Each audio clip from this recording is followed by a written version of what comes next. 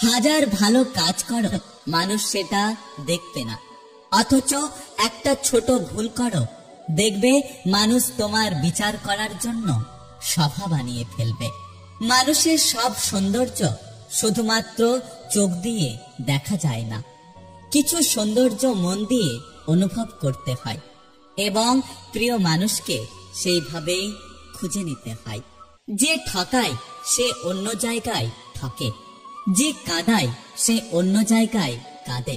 একটা কথা কি জানো তো, এখানে সবার বিচার হবে, অপেক্ষা শুধু সঠিক সময়ের। মানুষ কখনো ইচ্ছে করে বদলায় না।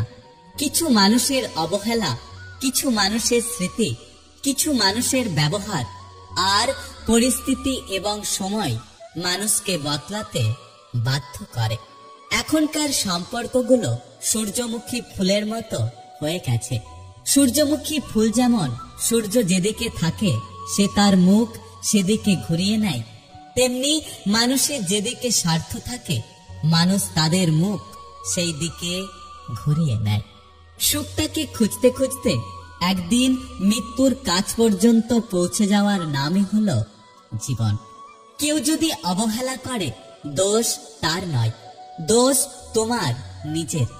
কারণ তুমি তার কাছ থেকে একটু বেশি আশা করে ফেলেছিলে।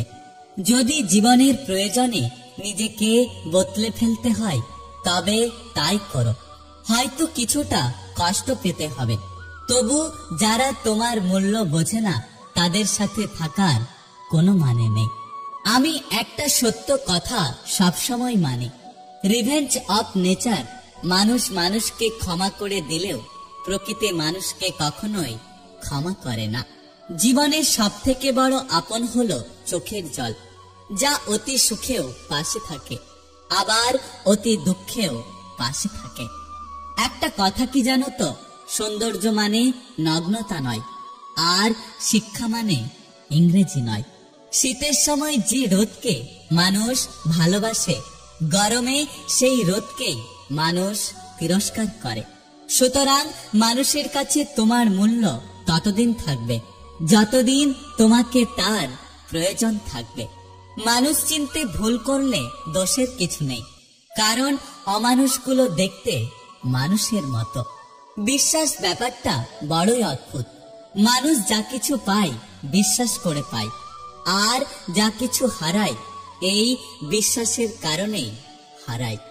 বৃষ্টি থেমে গেলে ছাতাটাকেও বোঝা মনে হয়, কারণ মানুষ উপকারী জিনিসকে বেশিক্ষণ মনে রাখে না। থেমে তো কিছুই থাকে না, কিন্তু একটা কথা কি জানো তো, শুধু জমে থাকে স্মৃতি।